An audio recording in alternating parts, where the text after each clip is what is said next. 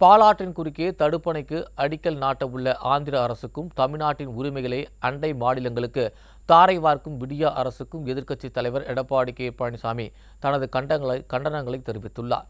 இதுகுறித்து எக்ஸ் தளத்தில் பதிவிட்டுள்ள அவர், சர்வதேச நதிநீர் பங்கீடு கொள்கையின்படி நதியின் கீழ்ப்பகுதியில் இருக்கும் மாநிலங்களுக்கே நதிநீரின் பங்கீட்டில் அதிக உரிமை உள்ளதை என்பதை சுட்டிக்காட்டியுள்ளார். 222 கிலோமீட்டர் தூரம் தமிழ்நாட்டில் செல்லும் பாலாற்று நீரை வெறும் 33 கிலோமீட்டர்களுக்கு மட்டுமே பாலாறு நீர்வழியை கொண்டிருக்கும் ஆந்திர மாநிலம் ஏற்கனவே 22 தடுப்பணைகளை கட்டி தடுத்திருக்கும் நிலையில் தற்போது மீண்டும் தடுப்பணை கட்ட அடிக்கல் நாட்டுவது அனுமதிக்க இயலாத செயலாகும் என்றும் எதிர்ப்பு காட்டியுள்ளார்.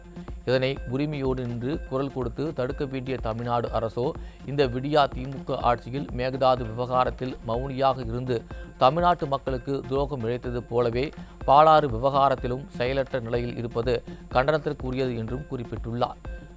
மேலும் சென்னை உள்ளிட்ட தமிழ்நாட்டின் வட மாவட்டங்களின் குடிநீர் மற்றும் பாசன தேவைகளுக்கு பெருகும் பங்கு வகிக்கும் பாலாற்றின் குறுக்கே தடுப்பணை கட்டும் ஆந்திர அரசின் செயலை உரிய சட்ட நடவடிக்கை மூலம் தடுத்து நிறுத்த வேண்டும் என்று தனது பதிவில் சுட்டிக்காட்டியுள்ளார். தமிழ்நாட்டின் வட மாவட்டங்கள் பாலைவனங்களாக மாறாமல் இருப்பதை உறுதி செய்யுமாறு இந்த விடியா திமுக அரசை வலியுறுத்தியுள்ள எதிர்க்கட்சித் தலைவர், தமிழர் உரிமையை மீட்போம் என்றும் தமிழ்நாட்டை காப்போம் என்றும் அவரது பதிவில் குறிப்பிட்டுள்ளார்.